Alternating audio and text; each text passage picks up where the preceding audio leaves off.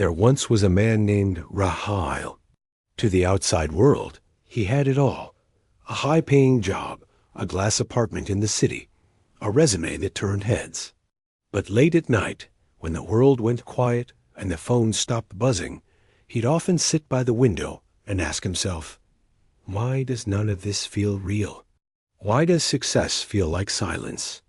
He had spent years climbing ladders, but now he was beginning to wonder if they were leaning against the wrong wall. He tried everything modern minds recommend: self-help books, productivity seminars, even meditation apps. But nothing settled the storm inside him. One morning, on impulse more than intention, Rahil packed a small bag and left the city behind. He traveled for hours, winding up into the Himalayas until he reached a small, mist-wrapped village known for its monastery. The village children said a monk named Tenzin lived there, a man who spoke little but saw much.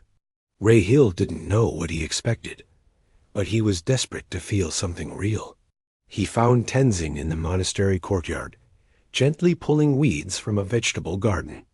The monk looked up. He didn't speak. Rahil approached and said, "I've read dozens of books, listened to hundreds of voices. I've chased money, meaning, even peace, but none of it stays. Please, tell me, what is the purpose of life?" The monk looked at him for a long moment, then smiled and said just 3 words, "Come, walk with me." They walked in silence through a forest where time felt slower. Birds sang in hidden corners, and the wind moved through the pines like a whisper. Eventually, they came to a clearing where 3 objects lay on a large stone: a mirror, old and slightly cracked, a small candle, unlit, and a clay bowl filled with still water. Tenzin sat on the ground and motioned for Rahil to sit opposite him. Then he said, "Before you can know the purpose of life, you must answer 3 questions. Not to me, to yourself." The monk lifted the mirror and held it toward Rahil. "Look, who do you see?" Rahil stared. He saw a tired face, wrinkles that hadn't been there last year, eyes full of questions, and something else, a sadness he hadn't allowed himself to feel.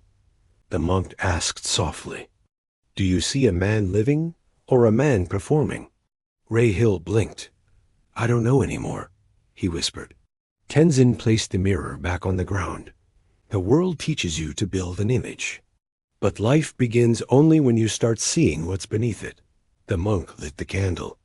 The flame danced, small but steady. "Now tell me," he said, "what in your life keeps this flame burning?" Rahil thought. He thought of his job, the meetings, the metrics, the applause, and yet none of it made him feel warm. He closed his eyes, and suddenly images came. A childhood memory of painting beside his mother, helping a lost stranger in a rainstorm, writing late-night poems he never shared with anyone. He opened his eyes. "Not the things that make me money, but the things that make me feel human," he said. Tenzin nodded. "Purpose is not about what the world takes notice of. It is about what makes your inner fire whisper, 'This is why I'm alive.'" Tenzin pointed to the bowl of still water. "Look into this. What do you see?" Rahil leaned over. "Achieving. I see the sky, the trees." "My reflection," he said. Then the monk dipped his finger into the bowl, rippling the water. "And now?" "Nothing," Rahil answered. "Only distortion." Tenzin replied, "This is your mind when you are always moving, rushing, wanting. The truth of life is like the sky. It reflects only when your mind is still. The purpose of life is not something you chase. It is something you remember when you stop running." That night, Rahil did not ask for more answers. He stayed in the monastery and helped clean the garden. He sat quietly beneath the stars. He wrote a letter to no one. And for the first time in years, he didn't feel like he was failing at life, because he had finally paused to feel it. The mirror teaches you to see yourself. Not the mask, not the title, you. The candle shows you what truly lights your heart, and that meaning cannot be outsourced. And the water reminds you, life's deepest truths appear only when you are still enough to receive them. So if you're lost, don't add more to your life. Subtract, remove the noise. Listen inward, and maybe, just maybe, the purpose of life will whisper back. If this story sparked something in you, like the video to share that light with others. In the comments, answer one of the monk's questions. What lights your inner flame? Subscribe for more soul-stirring stories every week. And remember, you are never lost, just waiting to be still enough to be found.